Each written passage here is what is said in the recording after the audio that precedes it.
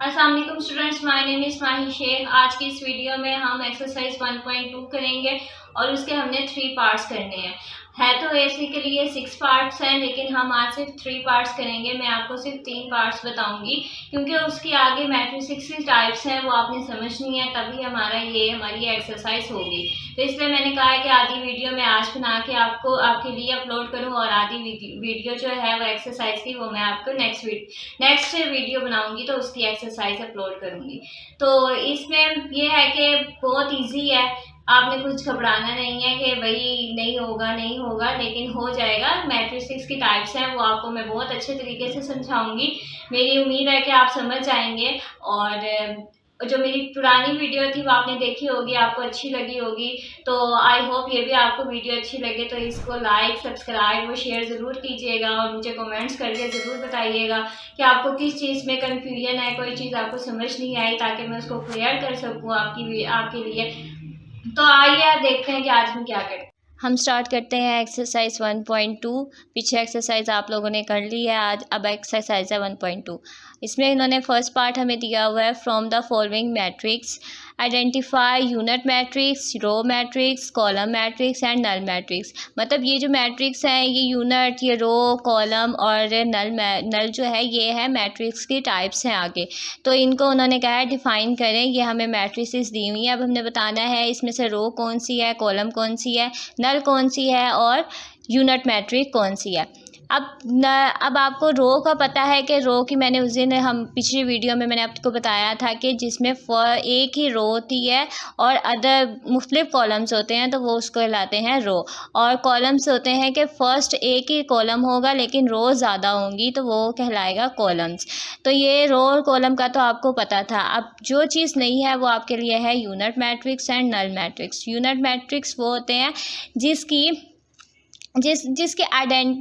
Diagonal जो होंगे वो 1 1 होंगे, वो हम उसको कहते हैं यूनिट मैट्रिक्स। मतलब डायगनल्स कौन से होते हैं, ये जैसे तिरछी लाइन में कोई भी एलिमेंट्स लिखा होगा जैसे 1 1, उसका हमें एलिमेंट्स 1 ही होना चाहिए, तो वो हमारे पास कहलाता है यूनिट मैट्रिक्स या आइडेंटिटी मैट्रिक्स भी इसको कहते हैं।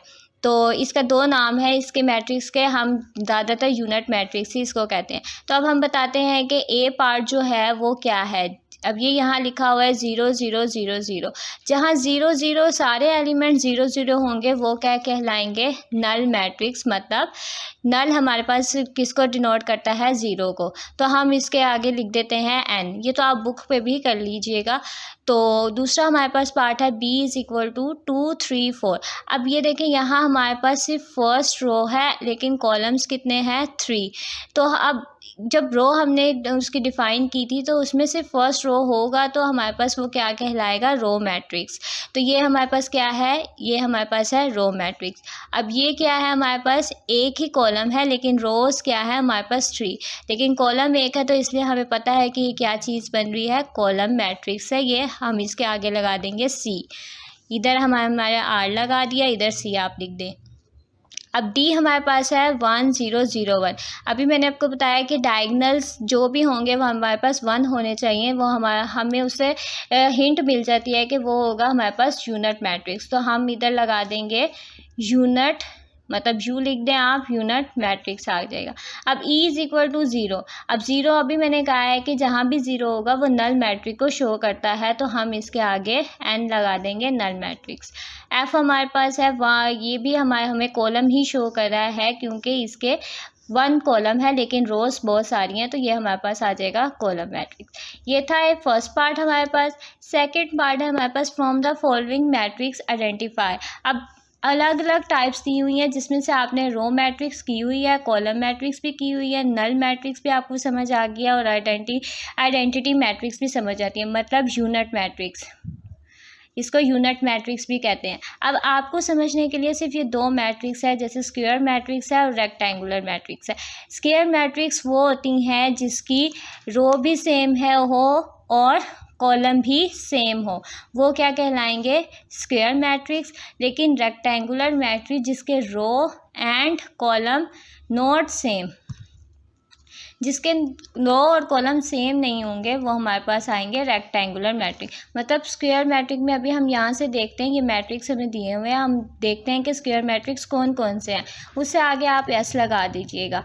अब जैसे ये है हमारे पास 1 1 2 3, ये 1 कॉलम, ये 2 कॉलम, ये 3 कॉलम आ गया, ये 1 2, ये 2 कॉलम, ये 2 रो, 1 रो हो गई और ये 2 रो।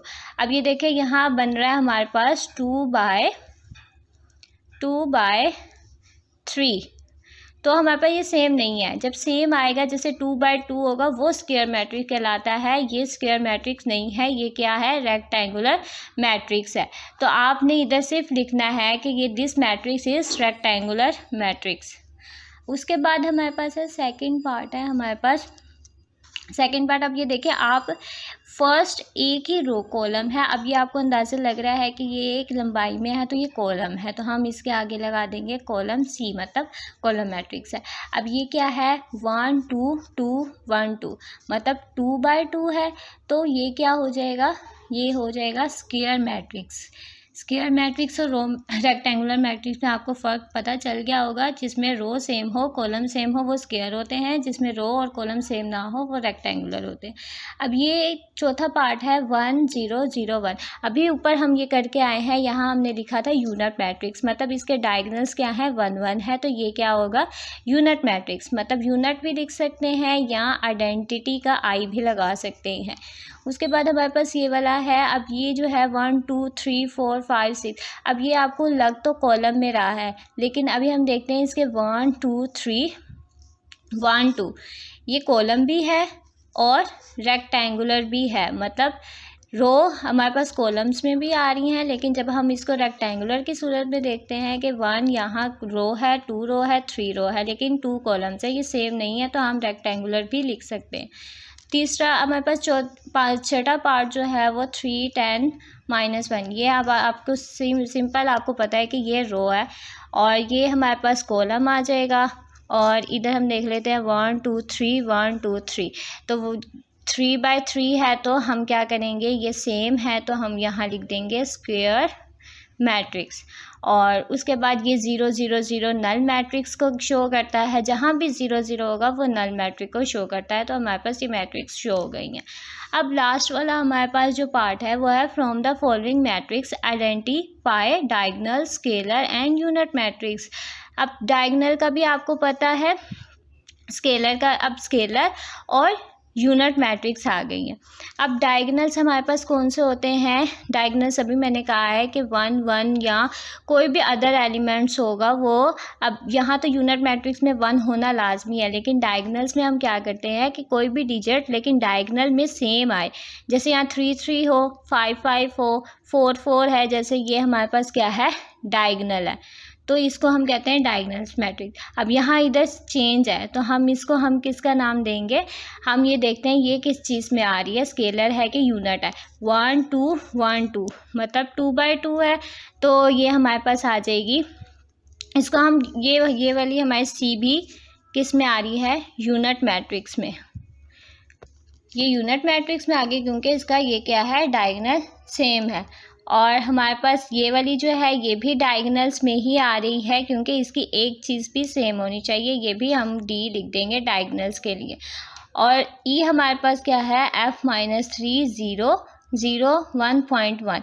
अब ये देखिए 1 1 1 और ये 2 बाय 2, ये और ये चीज़ क्या है, ये है हमारे पास स्केलर, क्योंकि ये 2 बाय 2 और 2 बाय 2 ये दोनों सेम है, तो हम इसके लिए ये स्केलर मैट्रिक्स लगाएंगे। तो ये थी यूनिट मैट्रिक्स, ये डायगोनल्स आ गई, और ये हमारे पास ए बी और ई हमारे पास क्या हो गया, स्केलर मैट्रिक्स। तो ये थी आज की हमारे पास ये मैट्रिक्स की डिफाइंस थी, ये सारी हम आपकी वो बुक में पीछे डेफिनेशंस भी दी हुई हैं, आप उससे भी समझ सकते हैं, उसको भी याद कर सकते हैं डेफिनेशन के लिए। लेकिन ये ज़्यादातर आता है MCQs के लिए, ये वाला पोर्शन। और ये वाला जो अगला हमारे पास 4 5 6 जो ये पार्ट है, ये हम प्रैक्टिकल करेंगे इसका, और ये मोस्ट इम्पोर्टेंट ये आते हैं वो पेपर्स में। ये जो पिछले हमने किए हैं ये सिर्फ आते हैं MCQs के लिए, लेकिन ये आएंगे आपके पेपर्स में शॉर्ट क्वेश्चंस के लिए लिहाज से। तो ये थी आज की एक्सरसाइज, उम्मीद है आपको बहुत अच्छी लगी होगी। और आपको समझ भी आ गई होगी कि मैट्रिसेस की आगे टाइप्स कितनी हैं और उसके आगे कैसे डिफ़ाइन करते हैं। तो अल्लाह हाफ़िज़।